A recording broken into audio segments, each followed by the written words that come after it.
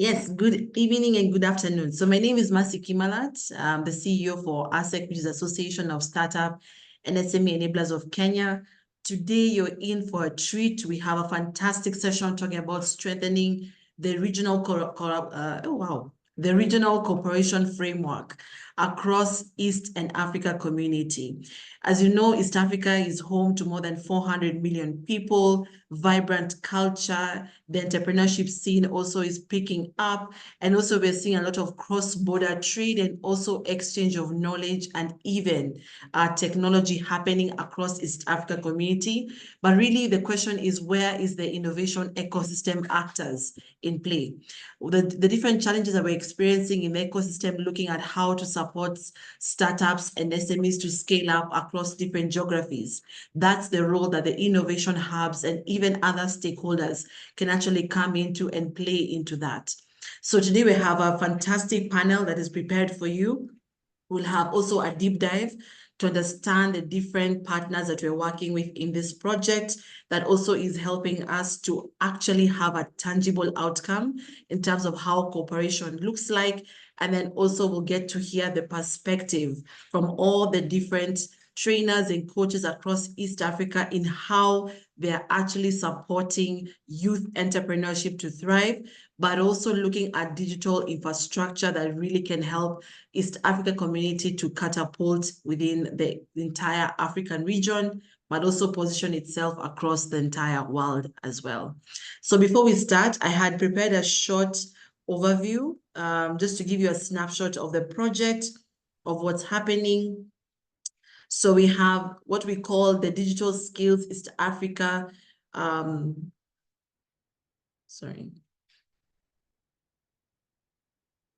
So we have the digital skills for the East Africa community, and the component that we are handling within the different consortium partners is called the Innovators Sprinter Program. The main objective of the program is to train and equip young innovators within the university and also recent graduates in helping them think through a commercially viable business idea and transform that business idea into a sustainable business. It's been a 3-month program with the different innovators, and you'll also get to hear some of the feedback that is coming out from the different sectors and also the different participants that have been through the program. So the program is targeted towards supporting 300 innovators. They've been able to go through 7 training modules as of now. And the modules include design thinking, we have business modeling, entrepreneurial marketing, we have sales and negotiation, there's introduction to financial accounting, there's commercialization and intellectual property protection.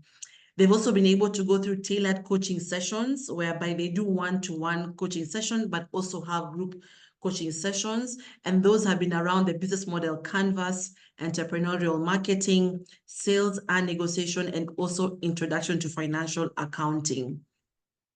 If we're looking at the job creation potential, because remember, we're trying to build a case of why entrepreneurship really can solve most of Africa's pertinent problems. And one of the key challenges we're seeing within East Africa is the high unemployment rate amongst the youth. So with this program, we've been able to create young innovators who've been able to create new jobs who now therefore go and contribute to the broader economic development for the entire East Africa region. We've also been able to engage with mentorship and industry engagement. One of the key challenges, of course, working with academia is that the weak link between industry and academia. But through this program, because we are working with innovators based in the university, we have been able to bridge that gap. And what we have done is that we brought in experts from the industry who actually are looking towards off-taking some of the solutions to come in and give input to the young innovators as they're building their solution or their product or service. And so we've been able to engage on 4 industry mentorship sessions where we've had 450 young innovators. Of course, that we opened up to the larger community. And that also ensures that all these innovators have hands-on experience and also support in terms of commercializing their product or service. We're looking at also the ideas launched and rebranded.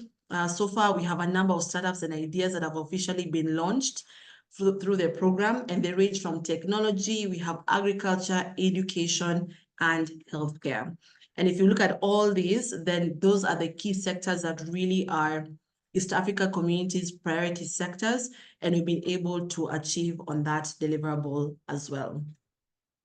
So now as we proceed to get into the next session, I just want to give a special commendation to our partners. That's the East Africa community. We have the Inter-University Council of East Africa, that actually is a membership association that brings together all higher educational institutions. They've been quite pivotal in ensuring that we link and ensure that we have that research to commercialization angle, as well as also opening up the networks in terms of research outputs and also partners that we can work with across East Africa. And then of course, the program has been funded and supported by the GIZ East Africa community.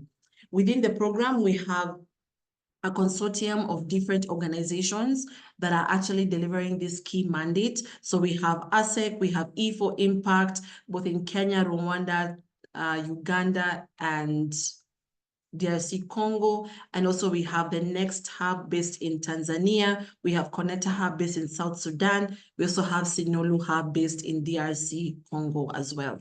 I hope I've not left any of our partners. Yes. So as we kick off the conversation, I'd like to invite David Cheboriot to give 2 reflections. One, David, thank you so much for joining us on the call. Kindly give us an overview of E4Impact Foundation, or Entrepreneurship for Impact Foundation. And the second reflection to share with us is how E4Impact grew from one country that is based in Kenya to now having 4 centers of excellence that is supporting startups, SMEs in the 4 East African states, but also you're serving other entrepreneurs across Africa as well. So David, over to you. Thanks, Mercy, for the welcoming remarks and for giving us an overview of the initiatives that you're implementing in partnership with the other hubs. As you've heard, my name is David Cheboriot. I'm a director of the E4Impact Entrepreneurship Centers. So E4Impact stands for Entrepreneurship for Impact, right? I think quite straightforward, and I think that we have 3 main goals as an organization. So we are a not-for-profit. We are actually a foundation. In the other countries where we are registered, we register as a company limited by guarantee, which is a not-for-profit but a foundation in nature. And our 3 main goals are: 1, to build capacity of our university partners. So E4Impact is a spin-off of the business school of the Catholic University of Milan in Italy. And we have university partners in 15 African countries who implement jointly with us an MBA program in impact entrepreneurship. So a program just dedicated to entrepreneurs, would-be or upcoming entrepreneurs, and people who are already having a business but need to have a very strong business model while earning an MBA. For the most part, it's a dual MBA program. So they will get a degree from the local university. Let's say in Uganda, for example, is Uganda Matters University. In Rwanda, it's University of Rwanda.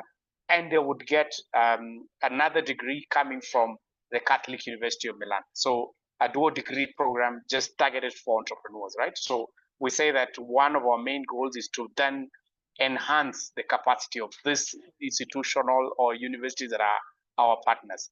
The other second thing or goal that we do as E4Impact is actually to build capacity of impact enterprises. Before we used to call them social enterprises, but now we call them impact enterprises because then we're able to link the social impact which they have and also the impact world from, let's say, impact funding that most of them receive. So we then build their capacity through the various programs that we run, incubation program, acceleration programs, innovation challenges, and so on. So we do that. And then the third goal, which we do as E4Impact, is actually to enhance trade between entrepreneurs who we work with from the different countries. So what you would call South-South collaboration. So within Africa and North-South collaboration, right? So between our ventures in the different African countries and European businesses. So we do those business connections, right? So market linkages to different markets in Africa and also globally, you would say that. So those are, let's say, our three main goals at E4 Impact.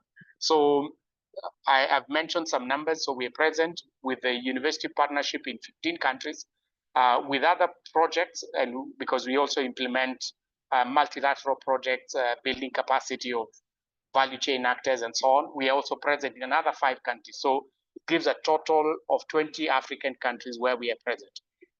In these 20 African countries, we also have the entrepreneurship centers.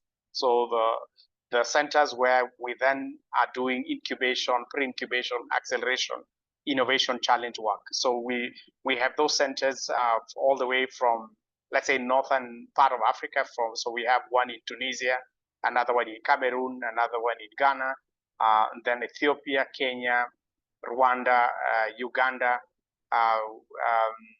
We have a university partnership in Congo, which we've had for quite some time now.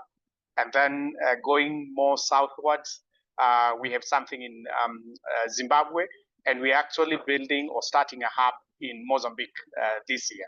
So those are the innovation hubs that we run as E4 Impact. So that's the first question to what Mercy asked me to speak about. What is E4 Impact? What are our networks and so on? And then the second question then is a question of how did we scale as E4 Impact? From, let's say, the Catholic University of Milan in Italy, the first stop that we had was in Kenya in 2010, right? And now we are present in all those other countries, and we have entrepreneurship centers in the different countries. So what was our scaling strategy? And I think for hubs, and most of you actually hub managers or coordinators, it's the same question that you have, right? How can you scale? And I think that as in, if you're thinking about scale, there are certain components, and when I'll be then speaking very briefly to these questions of scale, you would be asking yourself, where do I scale? If you have a hub in one country, you're asking yourself, which should be your next country? Or if you even have a hub in a city, like in Kenya, for example, E4 Impact has a hub in Nairobi, but then we have other 3 hubs in other secondary cities of Kenya, right? And we have team members in those hubs. So how do you then scale to go to another hub? And the main question you're asking yourself is, where do you scale? So that's a fundamental question. Then the other fundamental question, which I want to just address briefly, is what are some key drivers of scaling? Before you think about scaling, what are those 3 things or some things that you need to have in mind as you think about scaling? So I'll start with the first question around what should you have in mind as you think about scaling? Then I'll answer the second question, where should you scale to, right? So those 2 questions.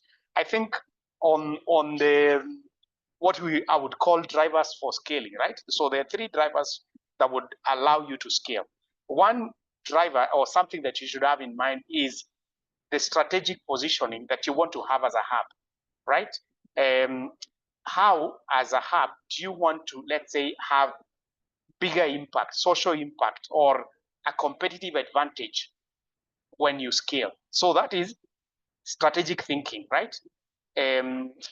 What impact would I have? What competitive advantage would I have if I scale?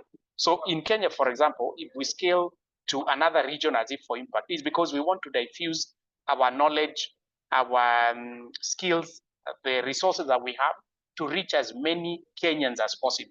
If we were scaling to other African countries, we then want to reach and impact so many African entrepreneurs, right, in the different countries where they come from. So this is a strategic question, right? What kind of impact would I have when I scale? So that is the first thing. Then the second thing that you want to address is more a financial issue, because every other time that you scale, you actually put strain on your finances.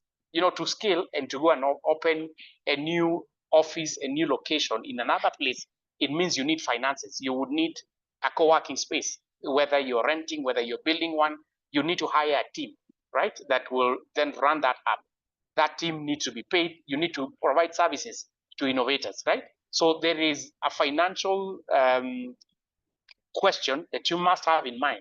Do I have the right finances for me to scale? Because sometimes, and it has happened to other ventures, and even as hubs, sometimes we call ourselves startups, sometimes we call ourselves scale-ups, depending on where you are as a hub, right?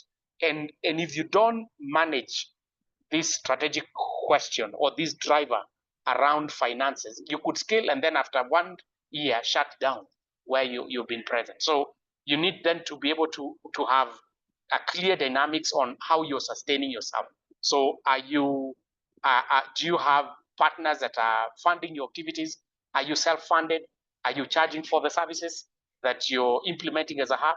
And are they sustainable to allow you to open in a new place? So all these are fundamental questions which you need to be able to address. And the last strategic issue for scaling is around organizational dynamics, right? When you scale and you're, let's say, a founder of a hub, and you're going to start another hub, you will not be in the second hub. Or if you're scaling to a new country, you'll not be in the second country. So it means you have to delegate. It means you need to put other people in control of the new hub. So what delegation mechanisms have you put in place? What kind of level of control do you want to have as a hub founder in the new hub where you've built, right? You need to manage the knowledge transfer because you have to build capacity of your new team in the new hub where you're starting, right? So those are critical questions to have in mind. How do you check around the quality of the services that are being offered in your secondary hub or in your new hub? So which tools do you have in place, right? So those are, I would say, 3 critical things that you need to have in mind as you think about scaling. And it's what we've had as a for impact. Then the other bit is then where do you scale to? Should you scale to another town that is nearby? Should you go to another country? Should you go very far? What would drive you to go to a new place, right? What things would you consider? So in considering where to scale to, I think there are 2 fundamental issues that anyone that would have to consider. One is a question about market analysis and whether there is a demand for your services for where you want to scale to. And the other approach is where opportunity arises. So you might not want to scale, as in you're busy doing your own things, and then an opportunity arises somewhere. You're called by a partner, a funder, a university, someone, and tells you, I think you're very good in what you do. Can you come and set up your hub inside our university or inside this facility that we have, right? So it wasn't a market analysis question. It's an opportunity that arose and actually took you to a new place. So here on the market analysis side, you would do your studies, the way you normally just analyze a market. I know you guys give a lot of services and support to innovators, right? And they're asking you, we want to go to a new geographical location. We want to scale. And you tell them, have you done your market analysis? It's the same question which, as hub managers, we need to ask ourselves. Have we done our market analysis, right? And that market analysis is what we call top-down. It's you thinking about where you want to go. You're the one driving the strategy for your scaling to the new position as a hub, right? And so you do your market analysis, you do your desk analysis, you do in-depth analysis, you go and visit that location, and you figure out, yes, there's enough demand here. There are many innovators. It's a vibrant ecosystem I want to establish, right? So that is a market analysis top-down approach. And then you have then where opportunity arises, or what we're calling bottom-up. It could come from a request. So in most of the countries, even where we are present, with our university partners, if I have to think about University of Rwanda, right? So we were already partnering with University of Rwanda, offering our MBA program. But then at some point, they tell us, you guys are so good and you're running these things very well in Kenya. Can you then open a hub here in our university, right? So it's a request by a partner you're working with. And they probably even give you facilities to operate your hub from. And this becomes easy for you to start, right? So you can have requests. It could be pre-existing relationships, or sometimes it could just be a favorable contingency that happens. As in, a certain legislation is passed in a certain country and it says we need to have hubs here, or some donors come together and say, for what is going on in this ecosystem, we're willing to fund a new hub because this is the way to support enterprises through incubation, through acceleration, and so on. So there's two ways that you can consider. I think for the most part, for us, we've never, let's say, decided for the most part ourselves that we want to go to a certain place. Even where we are going to open soon in Mozambique, was because one of our main donors, UNIDO, that we work with them very well in Kenya. They told us we have some funds, but the ecosystem in Mozambique is quite weak.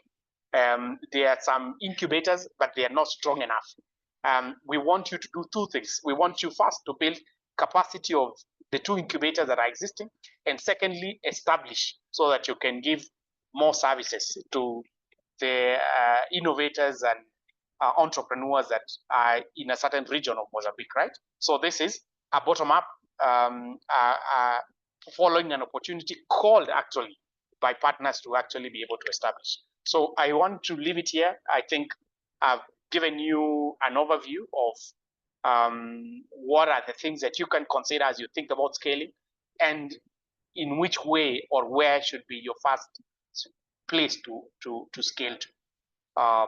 Over to you, Mercy. Thank you.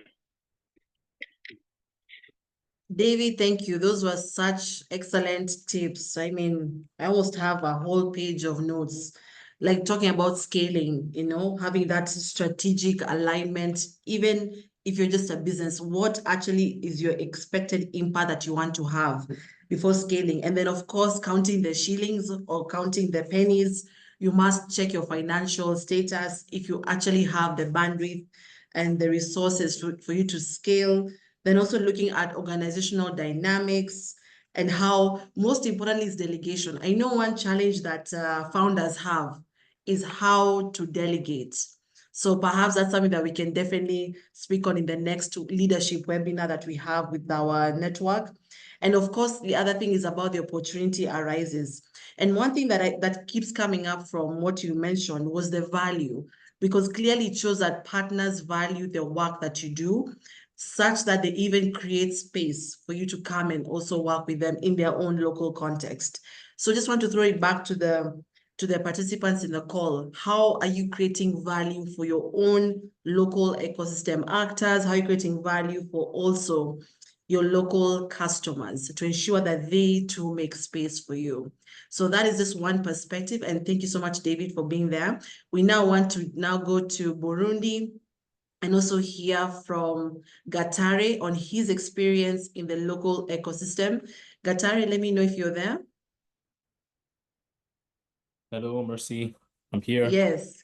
Karibu Can sana. you hear me? So, Asante. yes, I can hear you.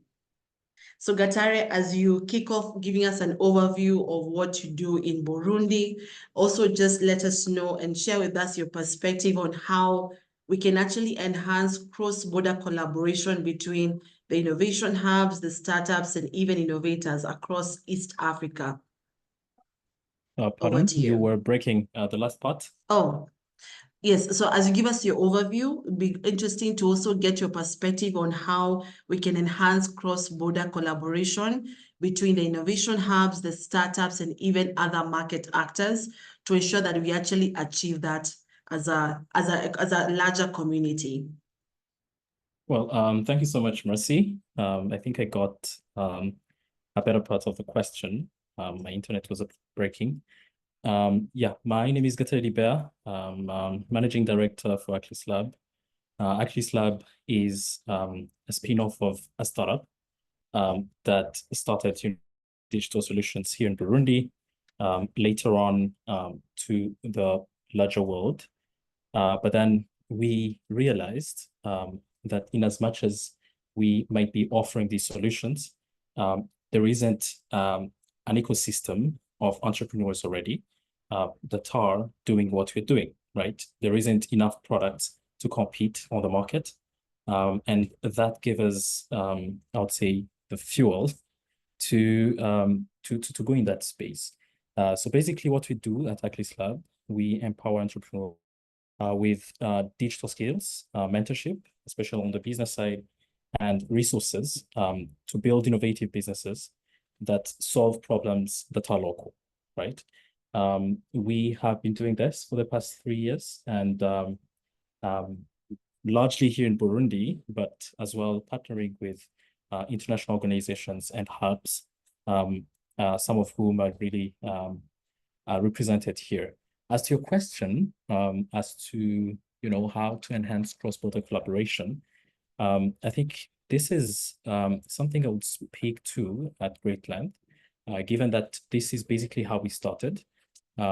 We started in this space due to demand, right? And I will, concur with David here, where someone approaches you and tells you, we want to do this, but we don't have someone to work with here. And that's basically how we started, from a collaboration perspective. We had this, Startup Africa based in Kampala, Uganda, reach out to us, and they said, we wanted to do a program in Burundi. Can you help us out here? And that's basically how we started in the space. And I strongly believe that, cross-border collaboration goes a long way, given that, the different regions, we have different experiences, we have different market dynamics. And with this comes the aspect of learning, right? I would say, let's say Kenya might be, 5 steps ahead of country X, and country X can learn, and I'm speaking of Burundi, can learn from what's happening in Kenya. And it's, with this, you have to collaborate with the different hubs. You have to do some learning, getting to at least share the best practices, and even collaborate on different projects. I know sometimes there are barriers, to cross-border collaboration. We might have different regulatory environments. There might be connectivity challenges, or even funding disparities. The different fundings that Kenya gets might be a bit different from what Tanzania or Rwanda or Burundi or Uganda, and so on. But really suggests that there could be maybe some harmonization, and I think this is what this whole program is about. The harmonization of policies and as well efforts to try and learn from each other, and as well share best practice, and try to share also these opportunities with our entrepreneurs to make sure that the ecosystem at large. Yeah, I think that's all I have to speak about this point. I don't know if I've covered it to the expectation. Gatare, yes, you have. I mean, the key thing that you just said is your network has opened up networks for others to tap into, and showing how your partnership with Start Hub Africa, right, was really one that helped you access even a bigger network. So I think it just talks about the power of networks. And that's why we're asking everyone, please go on the chat, put your LinkedIn profile in there, share the link of your website. Let's start connecting, because you just never know of all the opportunities. So thank you so much, Gatari. That's the power of networking that really will open up the East Africa community collaboration. So as we're proceeding, kindly, if you have any questions or thoughts, please ensure we put them on the chat. We shall respond to them at the end. I want to now invite a fantastic lady, Lois Kamau, who's the country manager of E4Impact Uganda. So David has given the overarching bigger vision of what E4Impact does, but now we actually want to hear what he said about the delegation power. Lois, can you tell us whether the delegation power is working within E4Impact? Because now you're managing the E4Impact Entrepreneurship Center in Uganda. Share with us your perspective, how has the journey been, and also how you've been able to support startups and different actors be actually connected to the larger vision of Africa. Thank you. Thank you very much, Marcy. Good afternoon, everybody. And I'll just from your screen, you can see what E4Impact in Uganda has done so far, and I think I'll just build on what David talked about, especially on the delegation. I think, yes, I can say that coming to E4Impact in Uganda, there was there's a lot of training because when you're delegated for a role, of course, the larger foundation will offer you a training. And I think this I can relate to, and a lot of coaching, let's say, or mentorship you receive. So I think this translates also to what we are trying to do also as an organization or as enterprise support organization. The need for this training one, and the need for mentorship. So I think delegation, of course, or this being given this organization capacity, I think calls for a lot of training and a lot of mentorship, which I can confirm that E4Impact is able to do. And I think also he mentioned the question or the need for tools that really help these organizations to work. And I can say that there are different tools that are able to manage the data you're collecting from entrepreneurs to measure your impact. So I think these tools also help in this collaboration between the organization, and I believe this can also be helpful to any enterprise support organization to have tools that you're able that can give you the data that you need, or can make you archive the data that you need, because we are really talking about impact here. So it's good to have data that is going to help you or carry you along the way, and to enable this collaboration to take place. And so far in Uganda, you can see we've been able to measure our impact so far with the programs that we've been able to do, especially at the Entrepreneurship Center.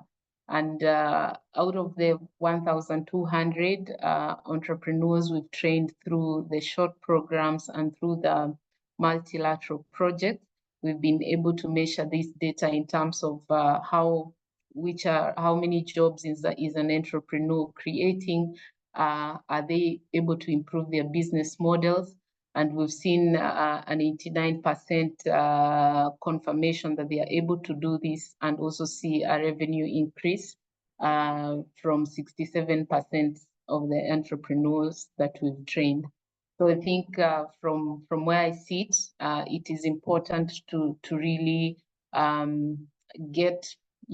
look out or be there to be trained, to be mentored, to say you do not know. I think this is one way that we can learn also as enterprise support organization, that it's good to accept there's a lack, much as you're being tasked to offer this training to entrepreneurs. So accept there is a lack and look for opportunities out there that can, help you build your capacity as an organization in any particular country.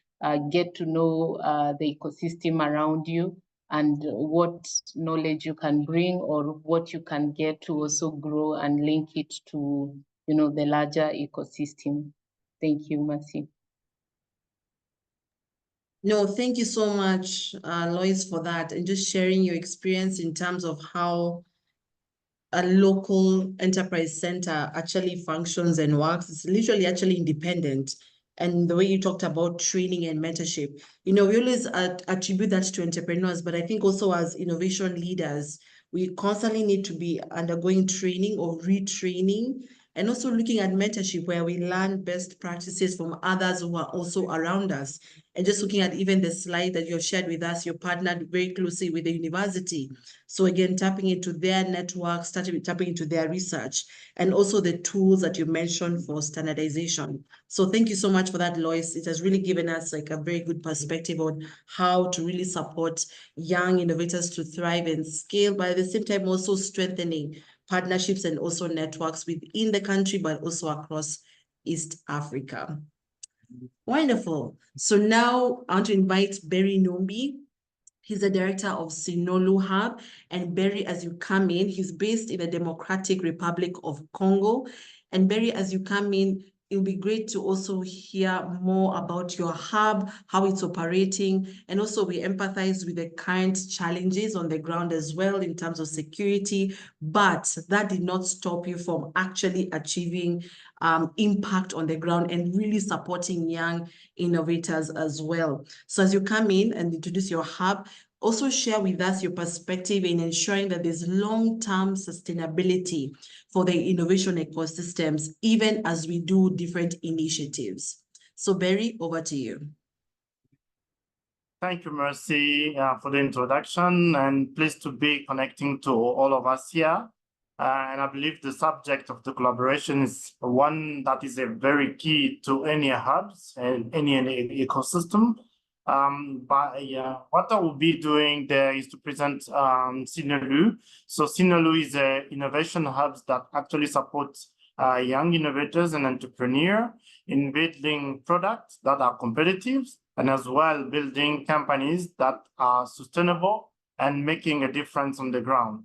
So we've been able to support young entrepreneurs and companies since 2015 now. So we're closing 9 years of support across the DRC, but all of the role on the whole African Central region, whereby we develop a couple of collaborations. And thanks to everyone for bringing the question about collaboration, because by nature, Sinolu describes itself as a hub that actually connects people, ecosystem, and entrepreneurs together, because that's where your opportunity comes in, that's where your market analysis makes sense, that's where your strategy actually give you the impact and the result that you want.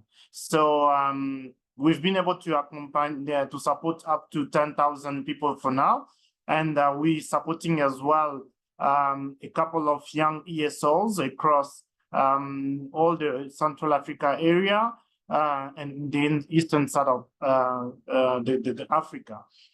So yes, I think there is one key question, as you mentioned, because not only the collaboration is very important, but again, bringing value to the people comes from the fact that most of them, they have an idea of what they want to develop, they have an idea of the market in which they thrive, but as well, building skills comes as well from the fact that you are connecting to the new ecosystem, to new people. And how do you make it sustainable? Is by the simple fact that you need to have a clear understanding on what are the resources that are available, but as well, what are your strengths, what are the opportunities to which you need to connect. Because as we always say, managing a hub is not a just one-time effort, but it's eventually, as for any company, as for any organization, a perpetual effort to do market discovery, market analysis, and actually looking at the position in which you need to thrive into your ecosystem. Because most of our African ecosystem, what actually happens is that they are very dynamic, they are getting more mature day after day, and the players as well are changing, because on some opportunity or some occasion, you'll be working in an environment whereby building capacity for designing product could not be anymore what people are looking for. So you will need to strategize as a hub. How do you fit in this new market demand? And how do you actually mobilize resources and partners to support your new positioning in terms of, for instance, going to the market entry, for instance, for startups? So it's all of that that make a hub a sustainable organization by making sure that there are means and demands that is needed to be put in place, by making sure that they continuously deliver value. And I believe there have been a discussion about value, because the value is what actually makes us sustainable. So if we can keep providing value to our services, then we will expect to have a cash in return. We expect to have partnership in return to support the vision and the impact that you want to achieve. So from sustainability point of view, it also means in practical that you need to go to the different partners, to go to the different, could be like, for instance, could be the African Union that comes to you and say, okay, we've been seeing your work, but actually we've been able to support for the last 10 years people on capacity building, but we believe that there is now a new request to actually give more value to market by building an industry. So all this positioning, all this data that you gather together will make sure that you have the right insight to make informed decision on your sustainability strategy. So that would be what I would, for this point, I will be able to share and deep dive together with the whole community that we are connected with. Thank you. So over to you, Barry. Yes, thank you, Barry. The one thing that you've reminded me is that change is the only thing constant, Therefore, we must ensure that we're giving value. And how do you give value? Continuous conversation with your own customer or stakeholder to ensure that you're providing the right product or service, or even tweaking. And I like the fact that you are able to diversify your offering to ensure that you're still remaining relevant, but also still providing value. And that is actually how you remain sustainable. You know, a clear example is, for example, if you look at Kodak, no one knew that Kodak could be replaced, right? But here we are using our smartphones. As cheap as $100, you have a smartphone that you can take pictures, send everything. So even as an entrepreneur, or as you're setting up your innovation hub, you must have the way of gathering data as quickly as possible and iterating so that you can provide value to your people. Thank you so much, Barry, for that. I'm so excited. I hope all of you also are as excited as I am. I'm learning a lot from all these different fantastic innovation leaders.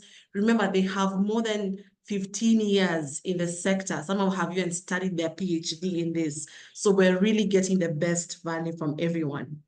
So the next panelist I want to bring on board is Hausa Lightborn. So she's Nigerian, but living in Rwanda, and she's the country manager overseeing the E4 Impact Rwanda Entrepreneurship Center. And I'd like to invite her to come and share more about the Entrepreneurship Center that's also based within the university. And also, Hausa, as you give us an overview of what you're doing in Rwanda, a key thing that also you can share reflection on is how are you streamlining the sharing of resources, the knowledge, and even best practices across the region to really boost innovation. Over to you.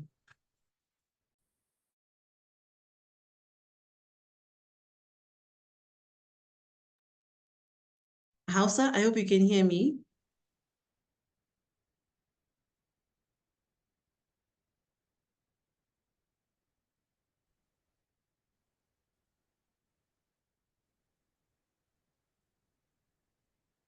Okay, so as we wait for Hausa to come online, let's go to Joseph Mwanyika. He's the co-CEO. Yeah, we're learning new terms today. Co-CEO of Innovate Ventures based in Tanzania. And he has fantastic experience working with early stage startups. He has a lot of experience working with investors to ensure that they have the right pipeline of innovators and actually funding them. So we're going to enjoy this presentation. And also, as you discuss this, Joseph is looking at what does it take to really access investment, not only as a startup, but even as a hub. As you can see from the logo, you have Innovative Ventures, but now also you have the mother company, which is Innovate Hub. So how are you able to actually attract investors, both as an innovation hub, but also even as an entrepreneur? Over to you. Thank you, Mercy. I think as Mercy have introduced me, my name is Joseph Mwanyika, co-CEO at Innovate Ventures. So Innovate Ventures, we are tech factory. We focus on investing on underserved founders that are mostly overlooked by venture capitalists. So we are trying to support the startup from very early stage to make sure that the investment attractive, so that they can also sorry. Mercy, do I need to on my screen? I see some notifications. Yes, able to turn on your screen, your video, sorry. No, so the environment that I'm in, it's not, Okay. yeah, it's kind of dark. Please continue. Yeah. Yes. So what we do at Innovate Ventures is we support early stage founders and startups. But apart from that, we have launched our open innovation lab. It's called the Next Fund, where we support startups from ideation and moving on to MVP. So what we do is, so we've streamlined our service and support because initially we were supporting startup that at a later stage, the one that have already started making revenue, the one that have team, the one have some of the internal controls ready. But then we came to realize that there is a problem of pipeline. We, as far as we want to go with this startup that we want to support, startup that we want to invest, and then there's always a problem and a question of pipeline. Having a quality pipeline, having investable pipeline, that was always a conundrum and very huge challenge, because most of the time we have investor coming in looking for startup to invest in, but you can see that most of the startup that are in the ecosystem, they don't match the support that is kind of offered by the investor. Then it's most of the time it's kind of a question of the stage of the startup that is, and sometimes the seriousness of the founder. So what we decided to do is we decided to launch the Open Innovation Lab, where anyone that think they have what it takes to become the next big founder, they can come and join our space. You can use the space for free and learn about innovation, learn about business development, learn about business management, and how you can grow and how you can attract investment. Yes. So my question, I think, was around how a startup can attract investment. So one thing I always tell even the startup that we have, sometimes most startup that looking for investment, they are looking at investment very, very early, forgetting that it takes a lot for someone to trust you with their money. So for example, you might find a startup coming in, say, oh, we are looking for investors, and then ask them, okay, so if you're looking for investor, how much will you be willing to give as shares? How much equity will you be able to give? Or what kind of deal are you looking for? So they just say randomly, without even doing any calculation, say, okay, we're willing to give 10% if someone gives us 5,000. But then how much is your company worth? That would be another question. You can't just give out equity or shares without even knowing what the worth of your company, or even know if you are ready, if you are compliant with different regulations. So one thing that startup needs to do before going for investment, make sure that you have actually a business, not just an idea. Have a business, and business that is selling, business that have customers that are actually paying. So make sure before you go to any investor, you have customers, you have a team, and you are compliant to government regulations and other regulations that are needed. So if you need to comply in tax, you need to comply with bank regulations, you need to comply with internal control, have policies, have a team, and not just a team. Make sure that you have a qualified team. Because sometimes you might have a very good business, but then the team that is running the business doesn't have what it takes to run that business. And sometimes you might have a very good team, but then the startup is not at stage that it wants to be, is not a stage that the investor can invest in. So you need to make sure that you streamline every angle so that you can be investable. And even for different hubs, sometimes hubs, we are always like looking for maybe funds, it might be grants or sometimes even investment. But then another thing, even hubs, sometimes we are not compliant on these some regulations. I think I can speak to many of Tanzania private companies. It's like we have very strict tax regulations. You might feel like most of the businesses, they're not 100% tax compliant. So that is one of the big red flag that will come to investor when it comes to investing, or even donor if they want to give fund. They're doing like their due diligence, and then they see that you're not tax compliant. That means they won't be able to support you, or even they won't be able to invest or put money into your business. And another thing is this is for hubs. For investor to invest into a hub, you need to have diversified funding. I mean, you need to have actual revenue coming in that is different from grants that you're receiving, or different from programs that it's donor funded that you're hosting, because those are not sustainable. Most innovators, they come in, they're looking for sustainability. Reason being that if they invest in your business, and then your only reliance to make the business operational is on grants or is on program fees, you might find that if the investors are not, I mean, if the donors are not there, if the program ends, the hub doesn't have any means to proceed. And that's going to be a very huge challenge for a hub and even for investors to say that now maybe I have some return, because they invest in you, thinking that they might have that huge return. So most investors will more likely invest in a hub that is investing in startups.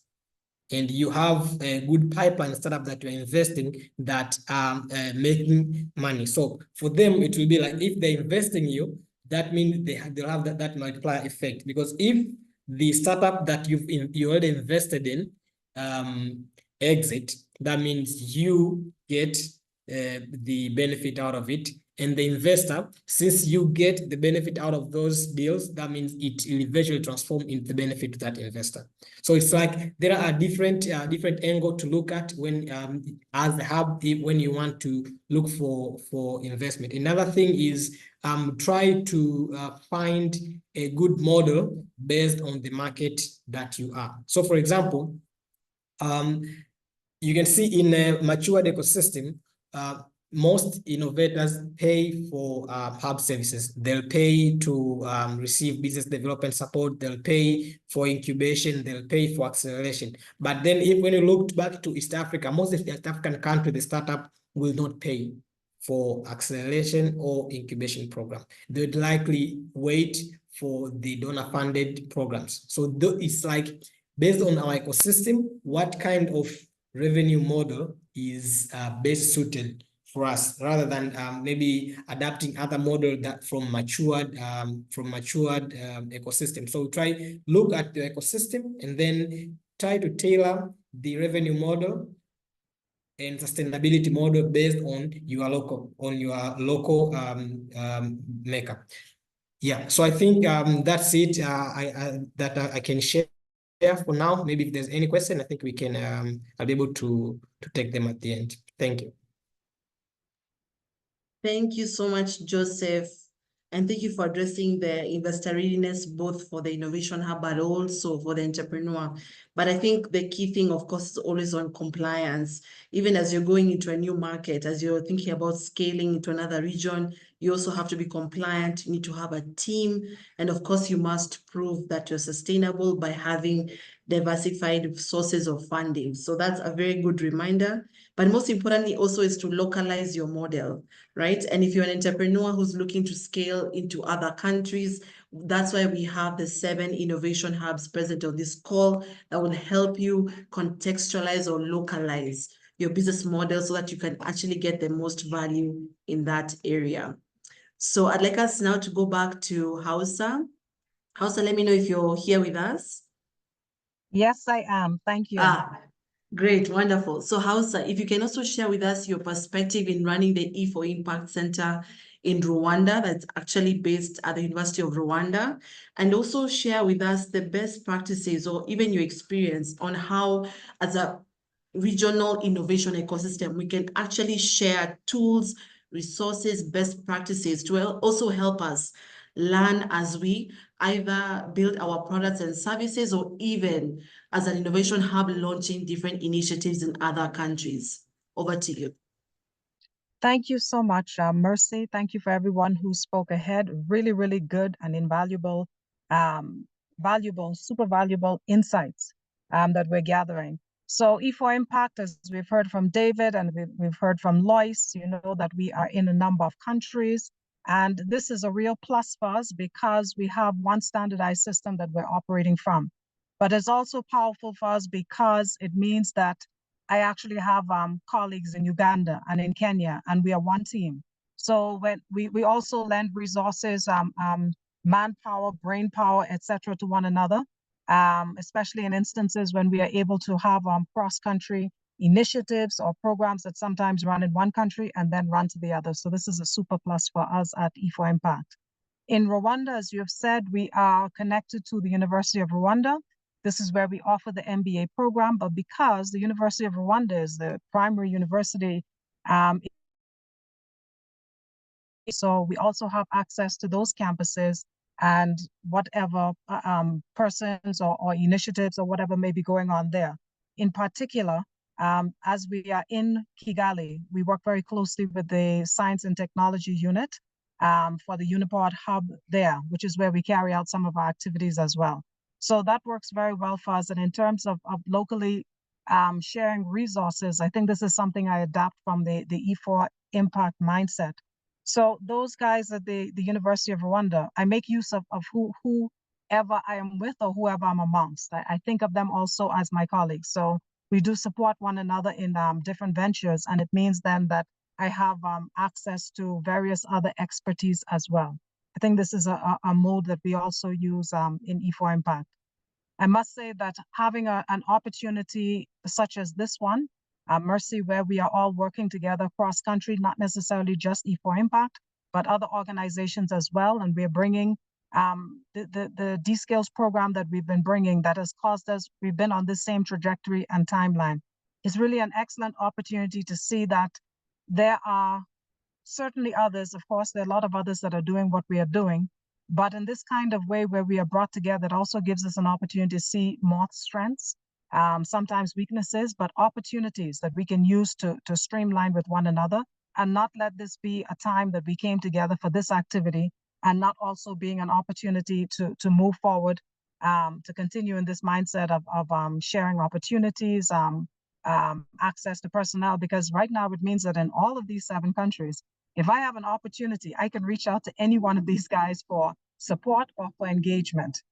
So this is something that we need to do. Sometimes we take part in programs, activities, and then we think that door is closed and we're just moving on to the next thing.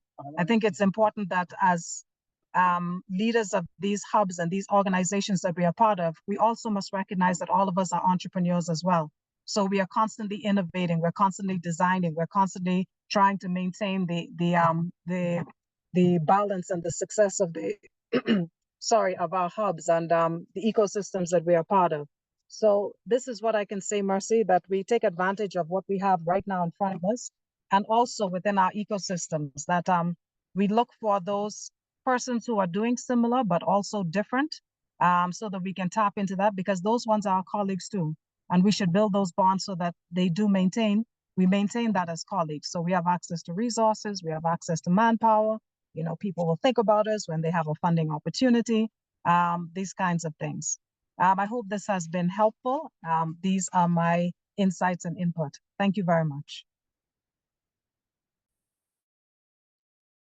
Thank you so much, Hausa. Definitely, of course, leveraging the environment you're in. I can see you're really tapping to the entire university ecosystem to be able to actually access the resources, the tools, and even the funding as well. And even as a startup that actually is being incubated within the university, they have can I say, a greater advantage in some way, whereby they can access a larger network of research and even perhaps faculty they can form as Very part of the true. advisory board as well. So thank you so much for that as well, and sharing how you've been able to cross-pollinate all those ideas across East Africa, and in the spirit of, utilizing the existing opportunity. I want to invite, let me bring up the slide. I want to invite Denaya.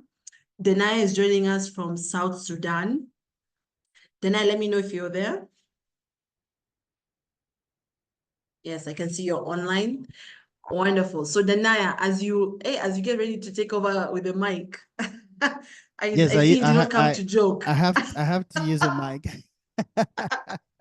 So as you share with us what you're doing in South Sudan, and because really yours is more driven on impact basis and mission of actually supporting young innovators who have very limited exposure to entrepreneurship or even to different environments, how this hub is doing that.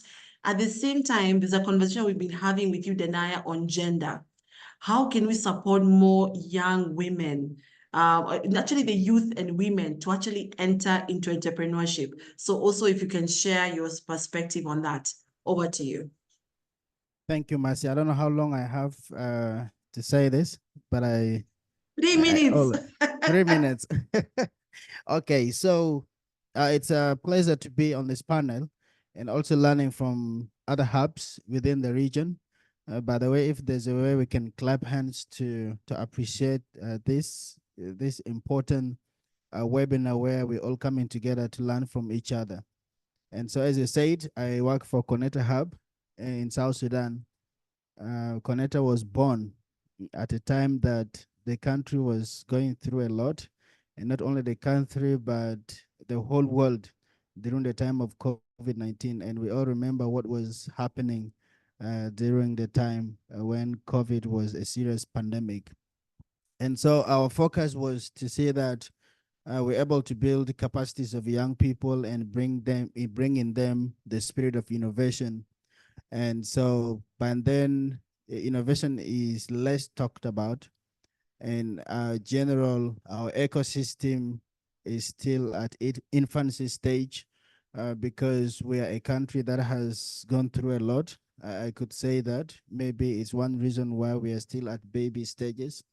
Most of the focus has been on peace, and maybe humanitarian. So there was less attention given to innovation. Even students who go to school, what they do is after finishing their school, they want to look for a job, and you find that it's not easy to find a job. This is a challenge that many young people are facing. So Connector came in at a time that we wanted to support these young people from the universities. I'm also young, and I believe that everyone has an idea. Everyone has something that they can do to change their narrative, to change their situation. Instead of focusing on dependence, like, hey, I need to get a job, I need to find someone who can help me. So the spirit is that what can you do to yourself and also to support the community? And I want to say that in the recent, maybe 2 to 3 years, I have seen an improvement in South Sudan, but most of the things happen within the capital city. So if I'm talking in a context of the capital city, because if we talk about the states, it is still there's nothing really focused on. So recently we have seen an improvement in terms of infrastructure for internet, where we see we have some MNOs, some mobile network operators are able to give us a 4G internet. And I think that's why these days we can at least get on the internet and also stream content on the internet, be able to attend webinars like this with a fair quality. And then we have seen also tech startups that are coming in. We have in e-commerce and a few others that are already existing in transport. We have a few of them that I could mention them. And also organizations like UNFPA and local here I think their eyes are also opening to see that there's a potential in youth if they could invest in youth. And so one of the biggest things, as you said, is making all these programs to be gender sensitive. And as a person, I have always struggled to see that we include more women. When I mean here the gender, I could refer to female or women who have not really tapped so much into the ecosystem to see the opportunities that they could realize. And most of the trainings that we have seen, you find that maybe 2 out of 10 are ladies, maybe 5 out of 10 are ladies. And so even when we look for women who are at the universities and invite them to our programs, most of them have, you know, challenges that they face. And this has really been a struggle, and it's something that I am working towards it, to see that we have a lot of women come on board and join some of these innovators. And we have a few of them, maybe 2 to 3, who are currently in the country, and you can look at them as successful female entrepreneurs, innovators. We have one who participated in the D-Skills program. We have Rachel, she founded the Go-Go Play, and also recently she pitched in an event where she got an award for another idea that she got, and she has been at least consistent in the ecosystem. But now we want to see how we can also extend these opportunities to other ladies and other women at the universities. And this has been really the focus now, to see that we have more women engaged in our programs in South Sudan. But yes, I can see that there's a little improvement. I have been to the university because, like, we engage with the University of Juba a lot. We are very close to the university, and also we have other universities within here. Like today, we have a project that we launched. It's on electronic waste management and recycling DIY skills. And you know, we wanted to see more women come for this program. I mean, I was like, we need to give among 30, if we can have 20 women. But then all the ladies that were selected to come for the program were only 3 who came and turned up. This was really a challenge, and really trying my best. I want to spend more time and listen to them, to their story, and see how we can really work. And I appreciate you, Mercy, and all of us. You know, it's a corporate responsibility that all of us can have, and to, you know, put our efforts together to see that we have a balance within the region, and also to include more women. Thank you so much. I want to stop here, but I'm glad to be part of this panel discussion, to be learning from all of you. If there's any question, I'll be glad to answer. Thank you so much, Denai. Yes, there are questions on the chat, so please, you owe me a promise, but I'll come to that one. And yeah, thank you so much for that. And like what you said, it's really a corporate responsibility, because the idea is to leave no one behind. How do we ensure that every training, every coaching, every mentorship session, or even where our own innovation hubs are being established, that we actually ensure we cater for the marginalized communities, but even also supporting more youth and women to come into entrepreneurship. So that, in a way, is a challenge that has been thrown to all of us, and perhaps it could be a follow-up session that we can have, and really looking at how do we streamline gender across the innovation ecosystem within East Africa. And thank you so much, Denaya, for sharing. At least there is some good work happening, because if we have one lady being featured in a different platform, then for sure we are achieving that objective, which is a good effort. So for me, what I wanted to now close off on was talk about ASEC and how we are coming into this entire conversation. So I'm the current CEO for ASEC, which is Association of Startup and SME Enablers of Kenya. For us, we are unlike the innovation hubs that you've had previously. We're a membership organization that is bringing together all these entrepreneur support organizations that are supporting the development of the development and the growth of startups and SMEs even for us as ASEC, we were founded based on the gap within the innovation ecosystem, where there was lack of coordination, at the same time also lack of recognition of the great work that all these different incubators, accelerators, the co-working spaces, the venture builders, even the investors are doing to support startups to really thrive and grow, but also supporting SMEs to increase their products and services and help them achieve job creation in the end. So for us, we have 4 pillars. One is on policy and advocacy, whereby we champion for a conducive and enabling environment. And tying with the discussion that we had today, we had a research that we had actually conducted as a consortium, and it was looking at the capacity gap of digital youth entrepreneurship and what could be done with it. And that is how the program was designed. The D-Skills program for Innovators Sprint Up was designed to actually close that gap. And we've been able to achieve much more momentum, and even having a stronger pipeline of young innovators coming up with actual products and services that can actually scale. But the question now remains, how does an entrepreneur scale their product or service across different regions, and also looking at the compliance issues that also Joseph touched on? And that's why we talk about the intellectual property protection, whereby IUCA has actually been able to develop a framework that can now guide different innovators and even innovation hubs. As you're scaling your different programs, it's important to protect your idea or innovation. And that is why policy and advocacy is very important. The other thing around policy and advocacy is looking at commercialization.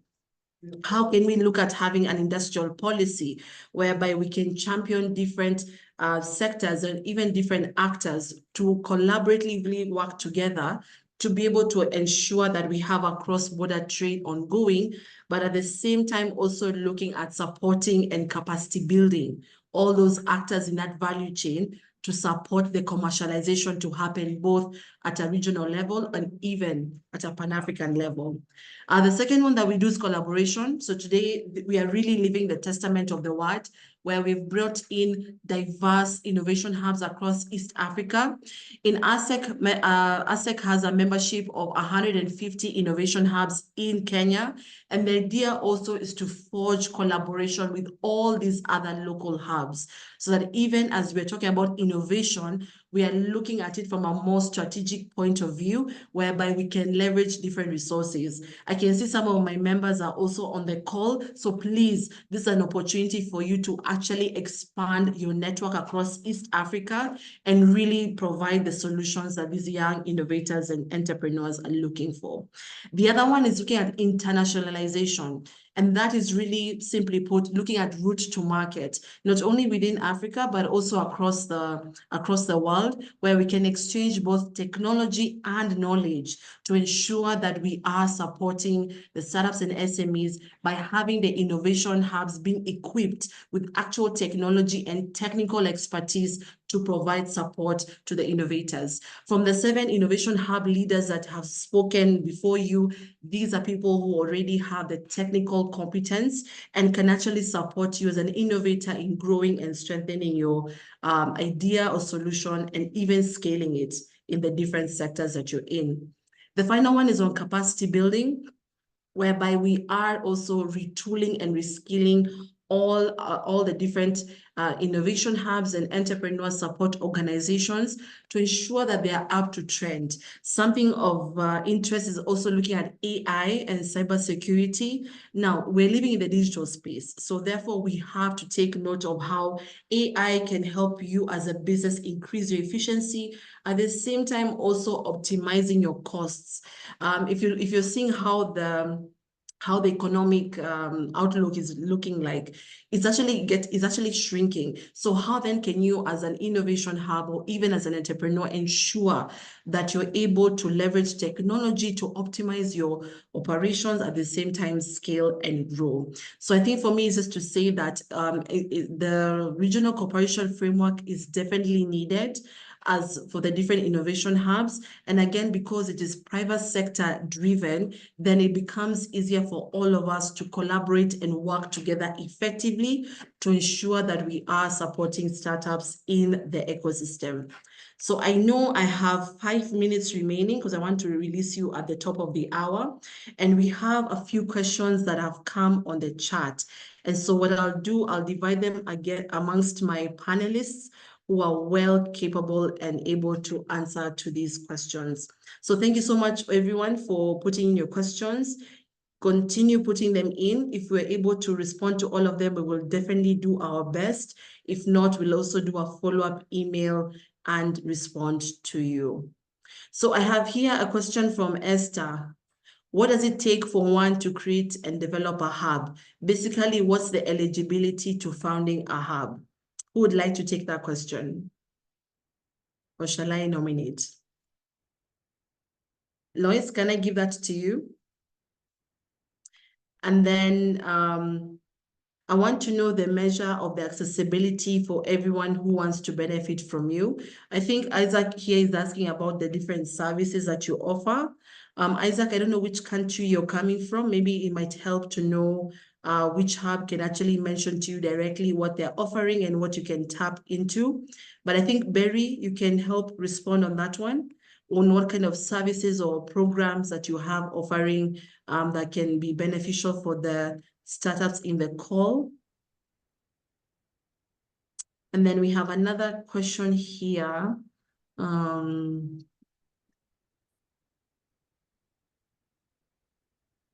So we have a question here from Butoto. One of the biggest problems with SMEs is operations, as existing systems often lack local context. How are ESOs working to create context entrepreneurship operating systems? I think this could be a significant boost to the regional ecosystem. I highly agree with you on this one. And Hausa, I'd like to give you this question on how we can strengthen the context entrepreneurship operating systems. Yes, so I think, yeah, we can go around, and then for the other panelists, you can also feel free to contribute. Lois, would you be ready? Yeah, I'll just give it a trial. I think in developing a hub, I think first of all, you can look at, well, as an individual, one, you have to understand what is, let's say, your mission or vision. And it can start with a small basic activity that you're doing with a youth group in your region, or you've identified a particular problem, or it's an advocacy problem, for example.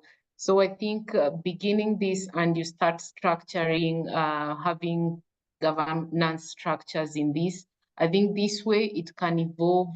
It can evolve into probably, you know, we've seen some CBOs evolved into assisting probably women group, the youth, and so on and so forth, until you grow and you have your niche that, let's say you're addressing women, you're addressing, you have a target, because you need to have a target on who you want to really address, and what is you know, this goal that you have in mind. So I think from here, this is how you're able to grow and you know, metamorphose and be this hub that you'd want to grow, supporting and as well gaining a lot of looking at different partnerships that you can borrow a lot of knowledge and be able to you know, to have to found one for yourself. So it's just a trial, but I think this is really related to your goals and your mission and vision as an individual or as a group. Thank you for that. Hausa?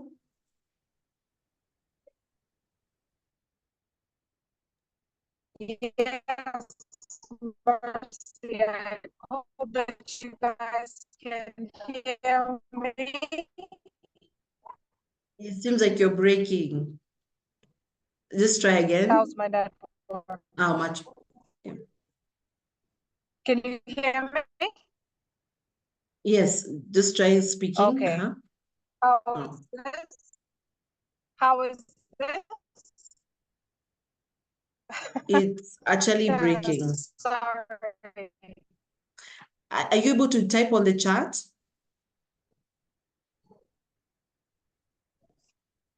Okay. Oh, Great. sorry. And then okay, so let me just try to go quickly. Great, thank you. So just, On the Hausa, you can just put it on the, Hausa, you can hear us? question about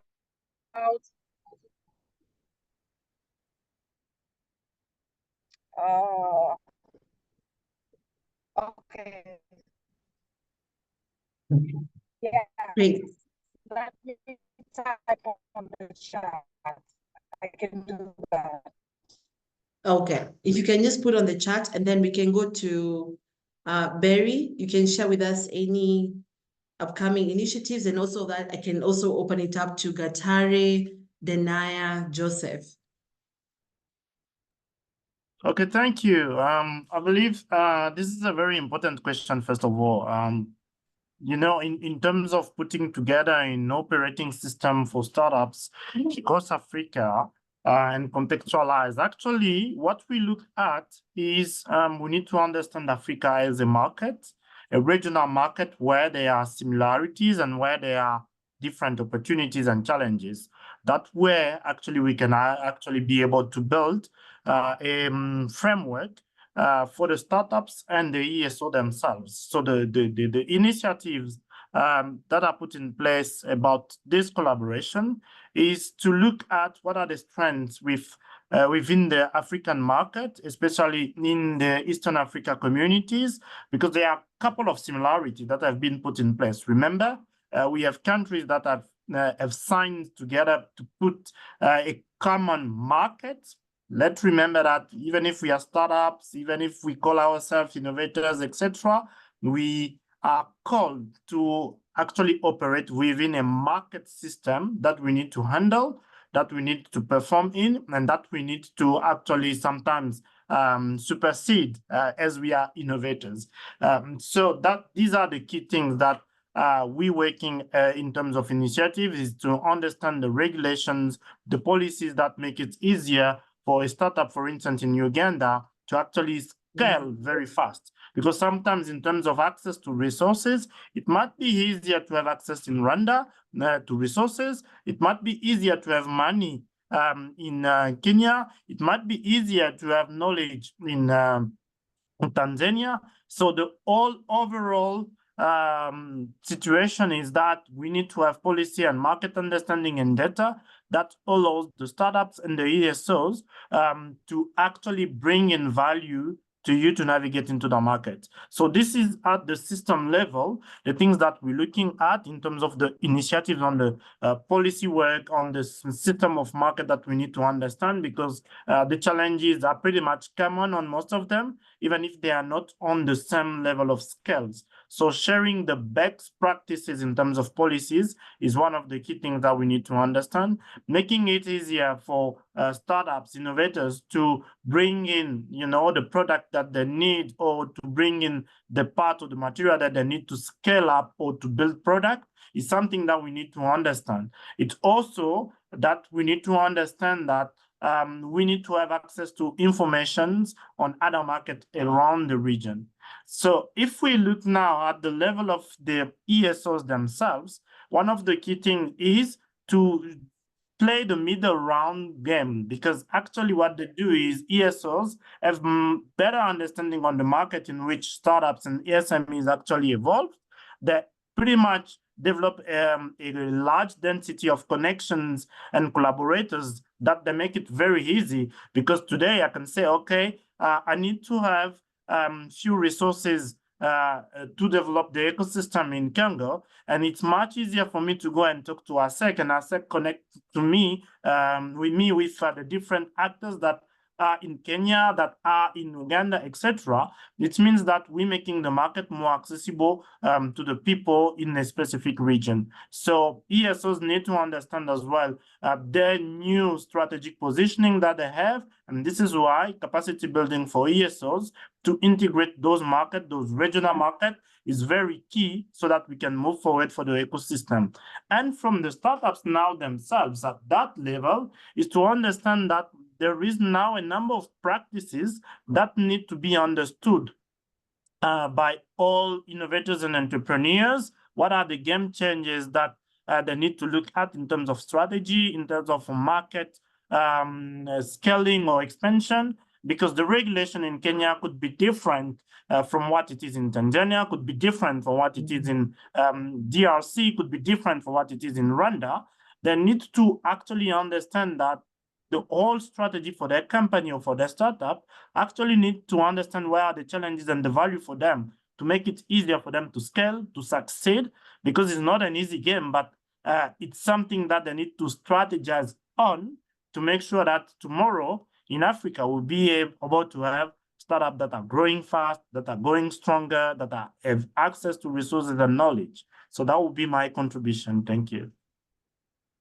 No, thank you so much, Barry. I think you've touched on very key fundamental things that we need to look at, even more at a both policy level, but also looking at strengthening the capacities of not only the entrepreneurs, but even the innovation hubs as they're looking to scale up across East Africa. And thank you also, Hausa, for putting your comment in there. Denai, I can see you're ready to go. And there's a question by Clara. Clara, can you kindly put your question on the chat? I think Esther has reshared it. So maybe Denai, as you're coming up to respond, how do the hubs make profit by helping innovators to grow as well? You can also touch on that one.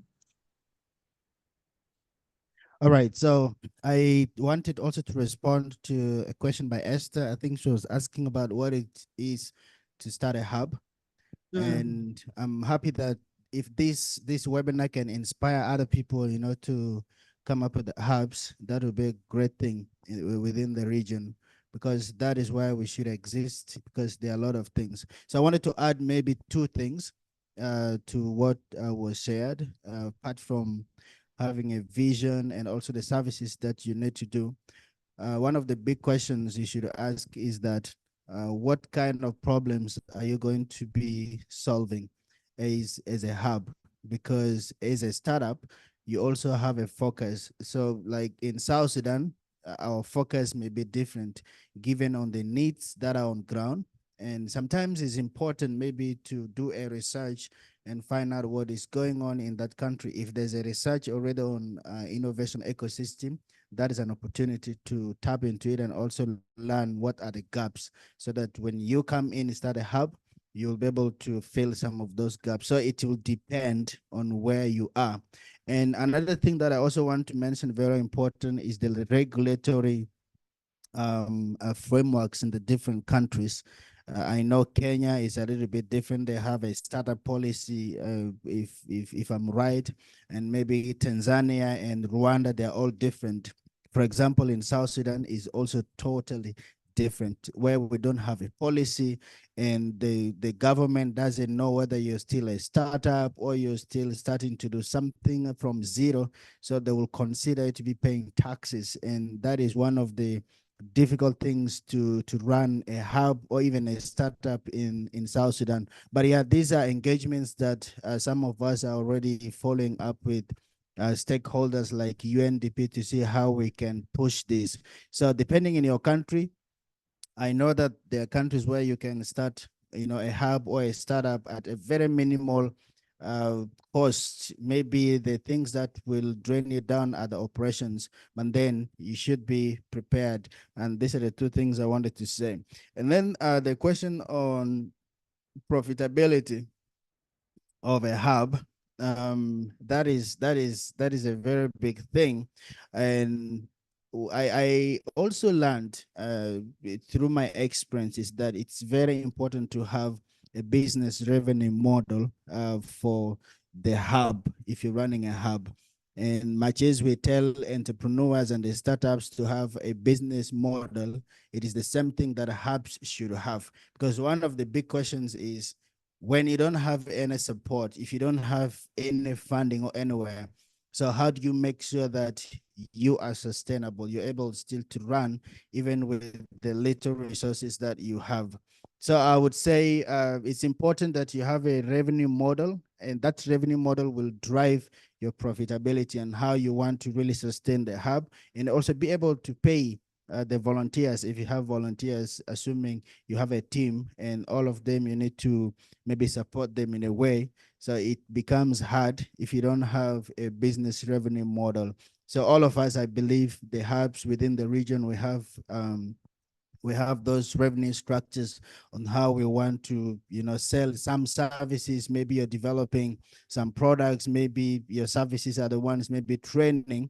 And one of the things that for us is Connector Hub is that we have a space that we can rent out, for workshops and other programs to the public. And this is one way that we're able to get in incomes into the hub, and also maybe consultancy services that we also offer. So different hubs have different revenue models. And I would say if you're running a hub, it's very important to have your model so that you are able to sustain your hub. So Mercy, this is what I wanted to say. Unless there's something else that also I need to add on. Thank you. No, thank you so much, Dana. You've covered it very, very well. And like what you said about being able to inspire others to start their own innovation hub, because again, you're operating in your own local context, local country. It's definitely an opportunity to look into that. I don't know if Joseph has any last closing remarks to share. Or Gatare. But I'd like to bring, go ahead, Joseph. Yeah, so I think maybe I can add up on Clara's question on how how hubs benefit from supporting startups. Yeah, so most of the time, like, this is a question that have been asked by a lot of startups. Maybe they've been asking themselves, they don't understand, and they think maybe we are doing God's work. But yeah, so yeah, but this is a business like any other business. And the target of most hubs is to see that the startup grow. If startup grow, that means they can have opportunity to invest in them. So if they invest in them, that's where their business is. So most hubs business is purely on supporting startup to grow so that they can invest in them. So if, let's say, I am able to invest in 10 startups, yeah, pretty sure like 7 of them will fail, but 3 will succeed. So based on those 3, the return that I get from those 3 is actually even 10 times or even 20 times the investment that I made, based on the growth and the pace of growth of a certain startup.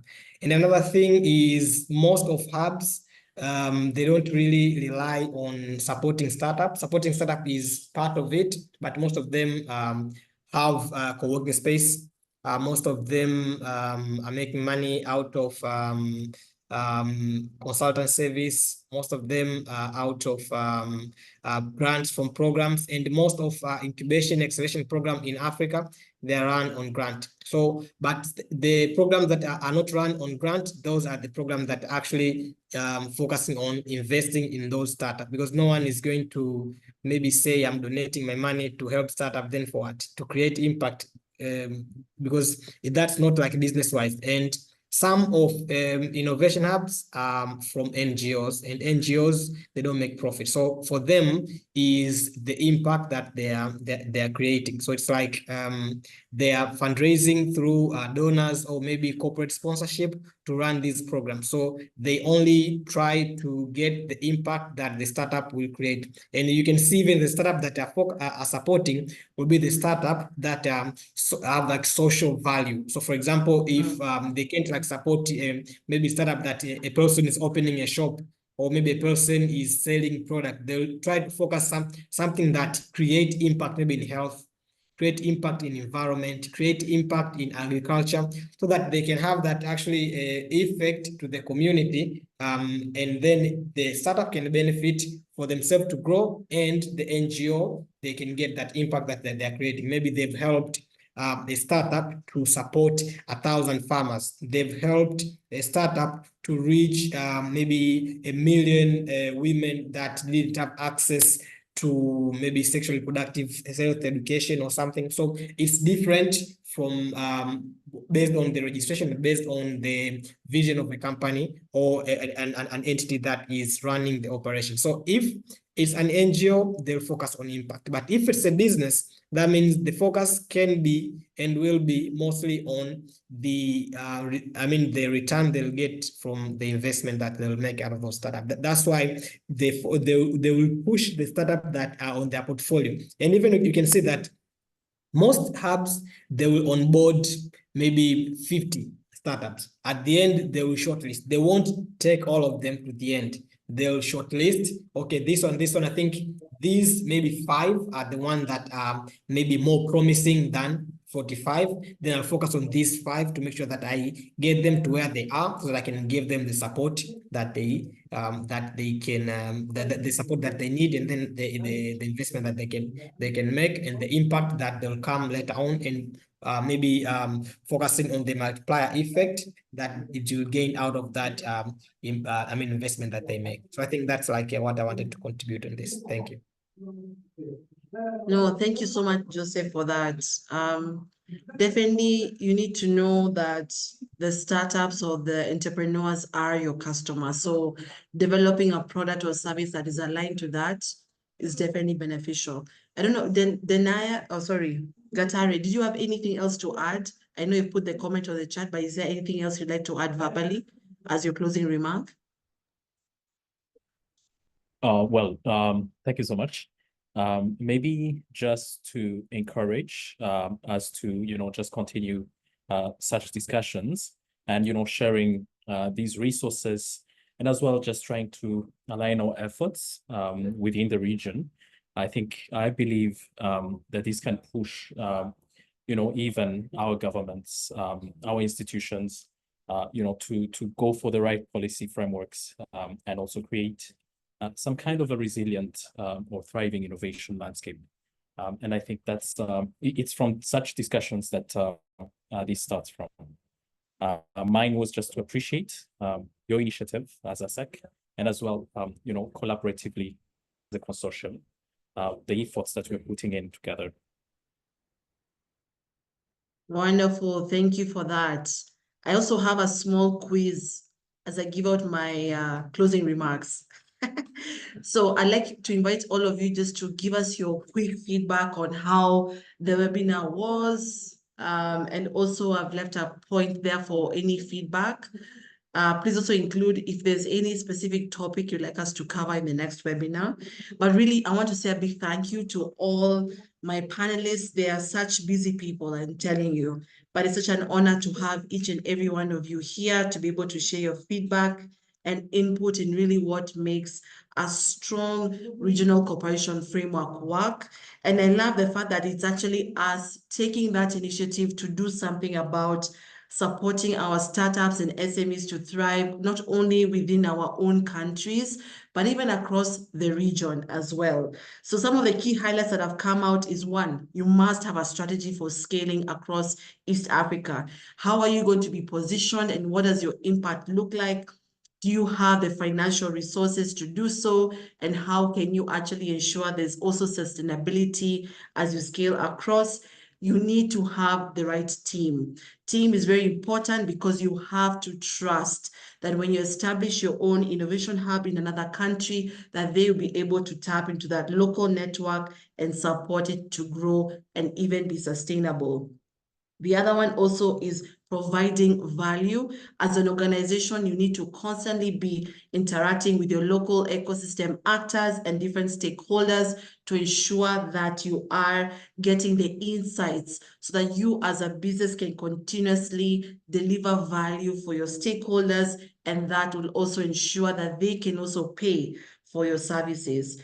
The other one, I think, is looking at policy and regulation. Denaya, you touched on this one, how it's very important for every country to have their own policy framework, but even at an East African level, to be able to support innovation to move within different borders, but also being able to tap into that funding.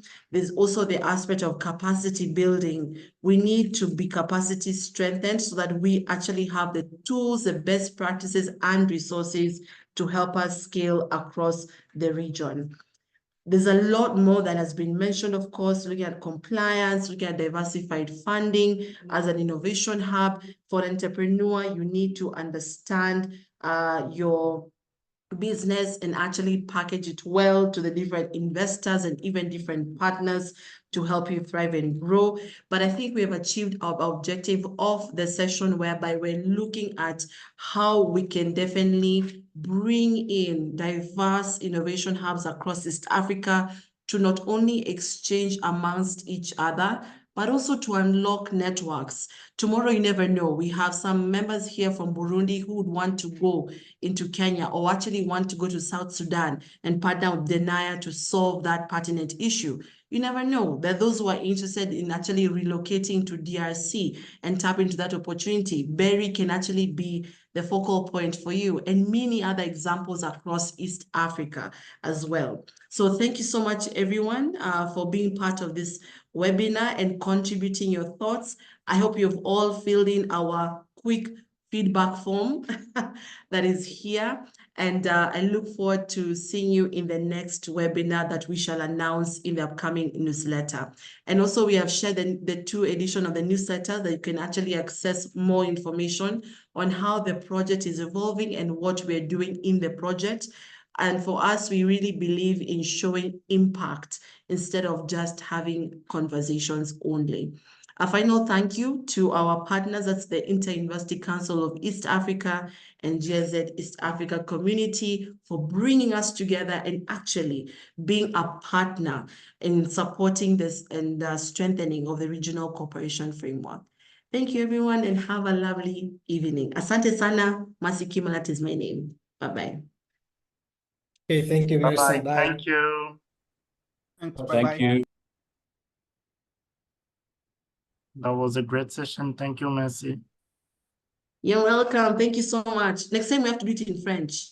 Because I know we had a few French. It was very good. We do Thank have you, to everyone. do. Thank you, Bye. everyone. Such a lovely time. Bye-bye.